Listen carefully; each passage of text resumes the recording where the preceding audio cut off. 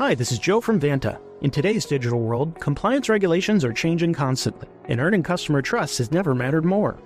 Vanta helps companies get compliant fast and stay secure with the most advanced AI, automation, and continuous monitoring out there. So whether you're a startup going for your first SOC 2 or ISO 27001, or a growing enterprise managing vendor risk, Vanta makes it quick, easy, and scalable. And I'm not just saying that because I work here. Get started at vanta.com. Bonjour, ici Patrick Pierrat, éditeur d'InfoBref. Voici l'essentiel des nouvelles en ce mercredi 24 décembre. Québec va contester le redécoupage électoral devant la Cour suprême. La carte électorale devait normalement être révisée en vue des élections générales au Québec l'an prochain. L'ensemble des partis s'était entendu l'an dernier pour repousser à 2030 le redécoupage des circonscriptions électorales. Or, la Cour d'appel du Québec a tranché le mois dernier que la loi adoptée à l'unanimité par l'Assemblée nationale pour interrompre le processus de redécoupage était inconstitutionnelle. Le gouvernement Legault vient d'annoncer qu'il présentait une demande d'autorisation d'appel devant la Cour suprême du Canada pour contester la décision de la Cour d'appel. Le Parti libéral du Québec va organiser une nouvelle course à la chefferie. Elle débutera officiellement à la mi-janvier. Le nouveau chef libéral sera élu le 14 mars, moins de 7 mois avant les élections générales. Les candidats doivent se déclarer avant le 13 février. Charles Milliard, ancien président de la Fédération des chambres de commerce du Québec, avait indiqué à la suite de la démission de Pablo Rodriguez qu'il attendait de prendre connaissance des choix de la direction du parti pour se décider. Il soutient que le renouveau du PLQ est nécessaire, incontournable et urgent. Les députés solidaires et péquistes ont fait don de leur augmentation de salaire. L'Assemblée nationale avait adopté en 2023 une loi qui augmentait de 30%, soit environ 30 000 $, le salaire annuel de tous les députés. Québec solidaire et le Parti québécois avaient voté contre cette augmentation. Les deux partis s'étaient engagés à faire don à des organisations de l'augmentation que leurs députés recevraient.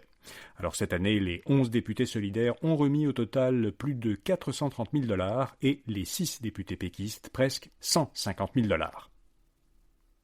Le gouvernement du Québec a précisé cette semaine les critères qu'utilisera, à compter du 1er janvier, le tribunal administratif du logement, le TAL, pour calculer chaque année l'augmentation de loyer suggérée. Le calcul n'avait pas changé depuis 40 ans. Il sera désormais basé sur 4 indicateurs plutôt que 13. Alors, quelques explications. Le TAL considère maintenant la moyenne de l'indice des prix à la consommation générale, ce qu'on appelle l'IPC, pour le Québec des 3 dernières années. Le calcul reposait jusqu'ici sur l'IPC de seulement l'année précédente. Alors le changement, en passant d'une année à 3 années, devrait éviter à l'avenir les fortes variations du taux d'augmentation d'une année à l'autre. Le calcul du TAL tiendra par ailleurs désormais compte des variations des taxes foncières et des primes d'assurance. Enfin, le TAL permet désormais aux propriétaires d'ajouter au taux d'augmentation une hausse supplémentaire égale à 5% du montant des travaux d'entretien majeurs, et cela pour amortir, donc pour répartir le coût de ces travaux d'entretien sur 20 ans. Jusqu'ici, le taux accordé pour ces travaux variait chaque année et il était plus bas, environ 2 à 4% du coût chaque année. Alors cela voulait dire qu'un propriétaire, si on prenait le taux de 2%, pouvait ainsi mettre jusqu'à 50 ans pour récupérer le coût des travaux.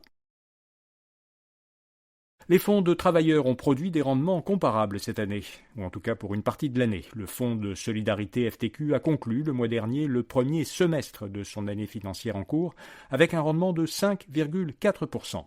Fonds d'action, qui est créé par la CSN, a enregistré pendant la même période un rendement de 4,5%, donc deux rendements assez proches. Les deux fonds de travailleurs ont en commun de concentrer au Québec leurs investissements. Le fonds de solidarité FTQ investit dans une grande variété de secteurs d'activité au Québec. Fonds d'action priorise les PME qui sont orientés vers le développement durable et l'impact social. Les rendements mentionnés plus tôt ne tiennent pas compte des crédits d'impôt auxquels leurs cotisants peuvent être admissibles. Et puis Deep Sky a enfoui du carbone dans le sol québécois. La jeune pousse montréalaise affirme qu'elle a injecté du CO2 capté à Sherbrooke sous le sol de son site de Thetford Mines, dans Chaudière-Appalaches. C'est la première fois que Deep Sky a capté puis enfoui du carbone au Québec. L'entreprise souhaite obtenir d'Hydro-Québec un bloc d'électricité pour construire à Thetford Mines un site de grande échelle. Elle projette d'y enfouir dans le sous-sol plus de 500 000 tonnes de carbone par an, ce qui serait, selon l'entreprise, la capacité de 25 millions d'arbres. Voilà, vous savez l'essentiel. Ce bulletin de nouvelles quotidien prend une pause de quelques jours. Je reviendrai dans vos oreilles lundi 29 décembre. D'ici là, joyeux Noël et à très bientôt. Hi, this is Joe from Vanta. In today's digital world, compliance regulations are changing constantly, and earning customer trust has never mattered more. Vanta helps companies get compliant fast and stay secure with the most advanced AI, automation, and continuous monitoring out there.